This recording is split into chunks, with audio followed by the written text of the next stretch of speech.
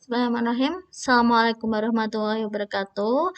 Nah, sesuai dengan materi lanjutan kita, saya akan memberikan contoh ya, tutorial. Jadi saya akan mengerjakan contoh dari laporan analisis modal kerja. Nah, ini nanti untuk kuisnya nanti juga sama dikerjakan dengan model seperti ini ya. Jadi kalian membuat tabelnya itu sama seperti ini. Nah, di sini saya akan mencoba menjelaskan mengenai analisis modal kerja, di mana di sini saya sudah sediakan tentang akun-akun perkiraannya. Nah, di sini akun perkiraannya ada kas, ada piutang usaha atau piutang dagang, kemudian ada piutang wesel, kemudian ada persediaan, kemudian ada persekot biaya tanah, kemudian ada tanah, kemudian ada gedung, ada alat kantor, lalu ada penyusutan gedung, cadangan penyusutan alat kantor, kemudian ada hutang lancar, ada hutang wesel, ada hutang gaji, ada hutang obligasi, ada modal saham, dan yang terakhir itu ada laba ditahan. Nah, kemudian di sini jangan lupa ya, diberikan jumlah karena aktiva itu harus sama dengan pasiva, harus balance. Oke. Nah, di sini juga sama, juga dikasih jumlah. Jadi yang di ini tuh aktiva, ya dari kas, piutang usaha, piutang wesel, persediaan, persekot biaya tanah, gedung, alat kantornya adalah aktiva. Kemudian yang di bawah ini cadangan penyusutan gedung, cadangan penyusutan alat kantor, hutang wesel, hutang gaji, hutang obligasi, modal, laba itu adalah pasiva. Ya, laba itu sama dengan pendapatan kalau misalnya kalian bingung. Merupakan pasiva. Jadi nanti aktiva sama dengan pasiva. Jadi harus balance. Nah, kemudian di sini ada perubahan, ada debit, ada kreditnya, terus ada modal kerja, ada sumber, ada penggunaan, kemudian ada modal kerja yang nanti kita hitung naik atau turunnya. Jangan lupa di sini juga ada kenaikan modal kerja dan jumlah. Oke ya, yang pertama kita lihat dulu. Di sini diberi ya tanggalnya ada 11 Desember, kemudian tahun atau periodenya yaitu 2 tahun, tahun 2019 dan 2020. Nah, untuk perkiraannya akun-akunnya seperti ini. Kemudian di sini tahun 2019 itu ada ini angkanya. Lalu untuk tahun 2020 juga angkanya ini. Nah, kita jumlahkan dulu ya. Coba kita lihat apakah sama ya. Aktiva harus sama dengan pasiva. Jadi aktivanya ini yang ini, pasivanya yang bawah. Ya, coba jumlahkan dulu. Jumlahkan itu sama dengan, kita tulis rumusnya ya. Terus kemudian kita ini. Nah, ketemu ya. Kemudian yang sini juga sama dengan kita tarik, kita enter. Nah, ternyata jumlahnya 2019 ada 6.410.000, 2020 ada 7.287.000. Kita lihat apakah yang bawah juga sama. Kita jumlahkan dulu. Oke. Terus yang ini kita jumlahkan dulu. Nah, ternyata antara aktiva dengan pasiva itu sama atau balance. Berarti ini benar ya, jadi harus sama. Nanti diberi tanda ya untuk membedakan. Nah, kemudian selanjutnya saya akan mencoba menganalisis yang tentang perubahan. Nah, jadi setelah ada laporannya seperti ini, kemudian kita buat perubahannya. Kalau perubahan itu kemarin kalian pasti sudah melakukan analisis tren. Nah, ini sama. Perubahan itu sama dengan analisis tren. Nah, di sini ada debit sama kredit. Nah, untuk melakukan perubahan ini, kalian harus ingat dulu ya tentang persamaan dasar akuntansi. Nah, persamaan dasar akuntansi ini, di sini ada aktiva. Aktiva bertambah itu di debit. Aktiva berkurang itu di kredit. kemudian ada pasifa, pasifa bertambah di kredit, pasifa berkurang di debit. Nah, perubahan itu mengacu pada persamaan dasar akuntansi tadi. Nah, aktiva tadi kan, ini misal, kas. Kas itu bertambah di debit, berkurang di kredit. Kemudian hutang. Hutang itu masuknya di pasifa ya. Itu bertambah di kredit, berkurang di debit. Kemudian ada modal. Modal juga masuknya di pasifa, berarti bertambah di debit, berkurang di kredit. Kemudian ada pendapatan atau laba, itu bertambah di kredit, berkurang di debit. Kemudian ada beban atau biaya bertambah di debit, berkurang di kredit. Ya, jadi rumus-rumus ini itu sangat penting sekali ya untuk kalian tahu. Tuh. Nah, untuk perubahannya kita analisis satu-satu ya. Berarti di sini kas. Kasnya dari tahun 2019 300, tahun 2020 400. Berarti kasnya bertambah. Kas bertambah di debit ya. Ingat-ingat ya. Kas bertambah di debit. Berarti kita hitung ya. Berarti di sini sama dengan ini dikurangi ini. Nah, berarti debitnya 100.000. Terus kemudian piutang. Nah, di sini 760, 800. Berarti piutangnya bertambah atau menurun dari 760 jadi 800. Berarti piutangnya juga bertambah. Berarti sama dengan ini kurang ini, bertambah di debit. Nah, piutang wesel dari 300 400 ini juga bertambah ya, berarti sama dengan ini dikurangi ini. Nah, kemudian ada persediaan. Nah, persediaan ini dari tahun 2019 400, 2020 700. Berarti ini juga bertambah ya, sama dengan ini.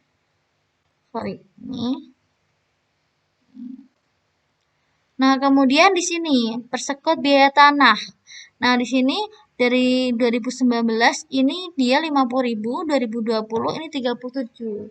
Berarti dia turun ya. Berarti kasnya itu berarti jika berkurang itu ada di kredit ya. Berarti di sini berarti masuknya di kredit. Berarti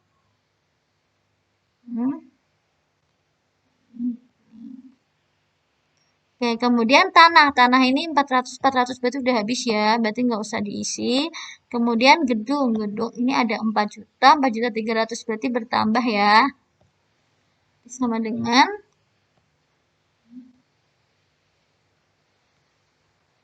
Oke, kemudian alat kantor 200, 250 berarti juga bertambah. Oke. Nah, kemudian kita sudah menemukan ya. Kemudian kita lihat yang pasifanya. Pasifanya itu kita lihat di sini pasifa jika bertambah di kredit, jika berkurang di debit. Nah, kita analisis dulu. Cadangan penyusutan gedung tahun 2019 150, tahun 2020 300.000. Berarti untuk pasifanya berarti jika bertambah di kredit. Berarti ini di kredit ya. Sama dengan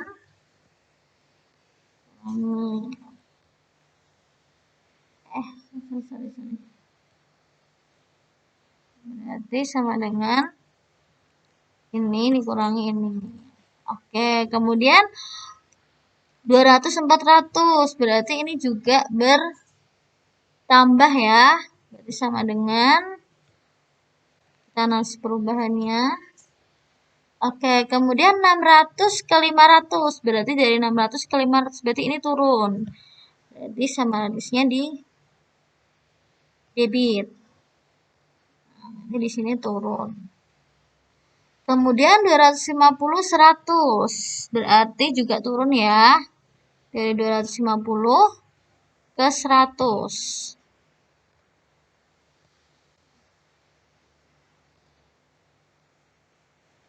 dari 138.600 ke 200.000 berarti bertambah.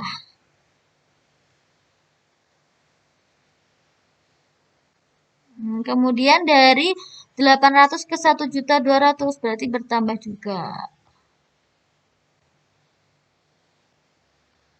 Oke, kemudian dari 2.500 ke 2.600.000 itu juga bertambah.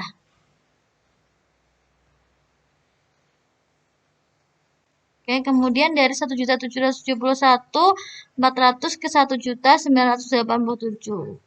Berarti ini bertambah juga. Nah, sudah jadi ya. Nah, ini merupakan caranya yang di perubahan. Cara menghitung perubahan. Seperti itu. Mungkin ada yang ditanyakan lagi sambil nanti menunggu video yang kedua. Karena ini saya menggunakan aplikasinya itu sedikit-sedikit ya, jadi nanti video-videonya itu nggak bisa langsung full ya, jadi nanti kepotong-kepotong gitu. Nanti bisa dipahami dulu ya. Kemudian kita coba tambahkan apakah hasilnya sama dengan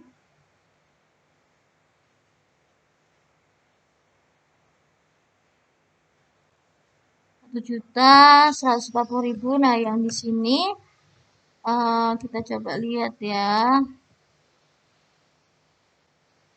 Nah, sama berarti di sini sudah balance. Nah, ini untuk video yang kedua ya. Nanti saya itu dulu ya, saya pause dulu ini karena menggunakan videonya itu nggak bisa lama.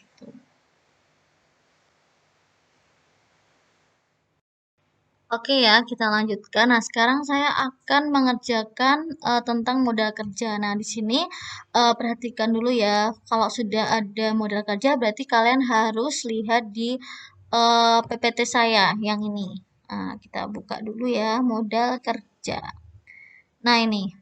Nah, di sini ada yang pertama ada sumber modal kerja dulu ya. Nah, di sini sumber modal kerja itu ada dari hasil operasi perusahaan, ada keuntungan dari penjualan surat-surat berharga, kemudian ada penjualan aktiva tidak lancar, kemudian ada penjualan saham atau obligasi. Nah, kemudian penggunaannya. Nah, ini ya, untuk menghitung sumber modal kerja itu kita harus tahu terlebih dahulu penggunaannya. Penggunaannya itu untuk pembayaran biaya operasi perusahaan, kemudian ada kerugian yang diderita perusahaan, kemudian ada pembentukan dana. Nah, di sini pembentukan dana itu ada pemisahan aktiva lancar, kemudian ada pembelian aktiva tetap, kemudian ada pembayaran hutang jangka panjang, kemudian ada PRIF itu tadi uang pribadi, kemudian ada pembelian kembali saham.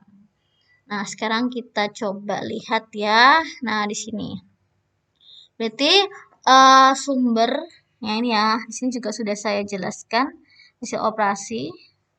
Nah, untuk sumbernya berarti hasil operasi keuntungan dari penjualan surat-surat berharga, penjualan aktiva tidak lancar dan penjualan saham obligasi. Berarti di sini itu ada penjualan sumbernya berarti ada pada tabel yaitu cadangan penyusutan. Ini ya. Nah, berarti di sini ya. Di sini berarti kredit. Nah, berarti di sini berarti sumbernya tuh ini diklik aja, kemudian enter. Nah, kemudian ada cadangan penyusutan alat kantor. Klik enter. Nah, kemudian ada yaitu tentang sumber yang kedua yaitu tentang hutang ya, hutang gaji itu masuk di sumber. Berarti ini. Kemudian ada hutang obligasi itu juga masuk di sumber. Kemudian ada modal saham masuk di sumber. Kemudian ada laba ditahan itu juga masuk di sumber. Nah nih, untuk sumbernya berarti ada cadangan penyusunan gedung, alat kantor, hutang gaji, hutang obligasi, modal saham, dan laba ditahan. Ini untuk sumber. Kemudian di penggunaan itu berarti penggunaannya ada pada gedung ya, untuk penggunaannya tadi ya yang di PowerPoint-nya. Penggunaan berarti pembelian aktiva, berarti dia beli-beli ya. Kalau sumber tuh berarti ini tadi, hasil operasi, penjualan aktiva. Nah, berarti lanjut, berarti di sini penggunaannya berarti gedung sama ada alat kantor. Oke, nah sekarang kita ke modal kerja. Nah, kita akan hitung ya modal kerjanya. Berarti ada kas. Nah, kasnya itu berarti di debit ya, berarti naik. Berarti ini di debit. Kemudian ada piutang. Ini juga naik. Kemudian ada piutang wesel. Kemudian ada persediaan di debit ya. Nah, ini persekot biaya tanah. Ini karena dia turun berarti di kredit. Nah, kemudian yang ini kan sudah dihitung, berarti tinggal yang ini. Yang ini berarti hutang dagang. Hutang dagang itu berarti dia di debit ya, berarti ya, dia berarti naik. Berarti di sini 100.000. Kemudian di sini berarti 150.000. Oke, berarti kurang 1 ya.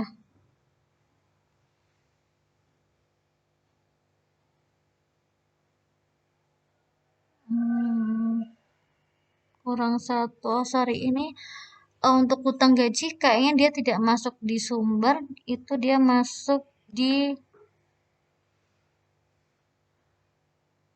hutang gaji itu masuk di sumber. Cuman ini dia belum dihitung ya, berarti di sini dia turun ya, berarti ya.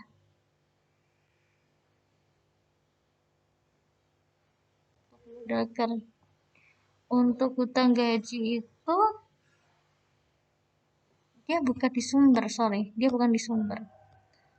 Oke, berarti di sini aja. Berarti untuk modal kerja itu berarti di kredit. Mohon maaf ya, ini ada kesalahan. Oke. Nah, ini udah semua ya, udah dihitung semua. Kemudian kita akan buat tentang kenaikan modal kerjanya. Kita hitung dulu berapa jumlahnya. Di sini berarti dari sumbernya kita jumlahkan dulu. Sama dengan sum ya. Dan kita. Oke, 1.065.000. Kemudian kita jumlahkan yang untuk penggunaan. Kita jumlahkan dulu yang penggunaan. Jadi sama dengan sum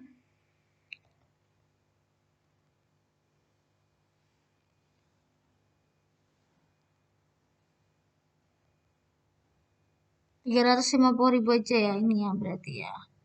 Oke, berarti setelah itu kita kurangkan ya, karena kan ini kan ada kenaikan, berarti kita coba kurangkan berapa kenaikannya dengan ini.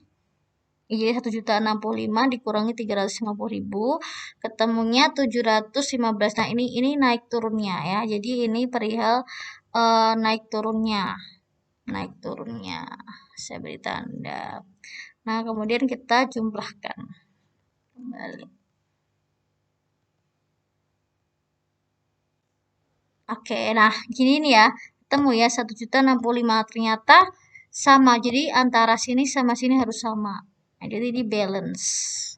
Oke, selanjutnya kita akan jumlahkan lagi yang di kolom selanjutnya. Itu berarti yang di modal kerja yang naik ya.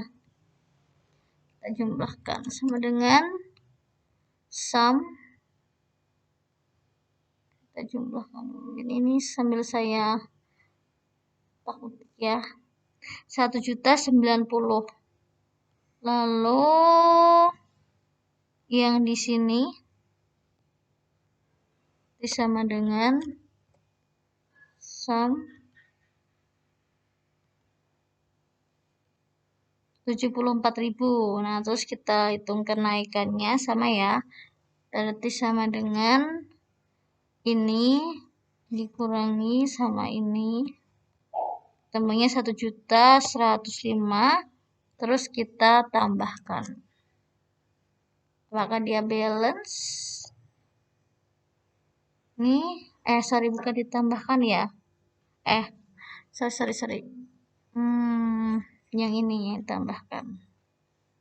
Nah, ternyata hasilnya juga 1.090.000. Berarti antara sisi naik sama turun sama. Nah, ini merupakan contoh dari analisis modal kerja. Nah, nanti kalian bisa mencoba membuat kuisnya yang tadi saya share di PowerPoint, yaitu dengan langkah-langkah seperti ini. Nanti ini sudah saya berikan rumus-rumusnya, terus sumber modal kerja itu tentang ini, kemudian penggunaan ini ada yang di PPT tadi. Kemudian untuk modal kerja caranya itu dilihat yang sisi sini ya. Kalau debit berarti itu naik, kalau kredit berarti turun. Kemudian yang belum masuk kan berarti yang di sini. Nah, itu tadi sekilas penjelasan saya mengenai contoh analisis modal kerja. Untuk misal ada kebingungan atau ingin ditanyakan bisa WA saya ya secara pribadi. Nah, untuk kuisnya yang tadi ya, yang ini tadi, ini bisa kalian coba kerjakan dengan model seperti tadi. Ya, ini udah ada jumlahnya malahan. Oke, cukup sekian dari penjelasan saya. Saya akhiri. Jika ada pertanyaan ataupun mungkin ada masalah bisa WA ke saya. Akhiri penjelasan dan materi kita pada topik tentang analisis laporan modal kerja atau analisis penggunaan dana sumber modal kerja. Akhiri, terima kasih atas perhatiannya. Jangan lupa absen. Wassalamualaikum warahmatullahi wabarakatuh.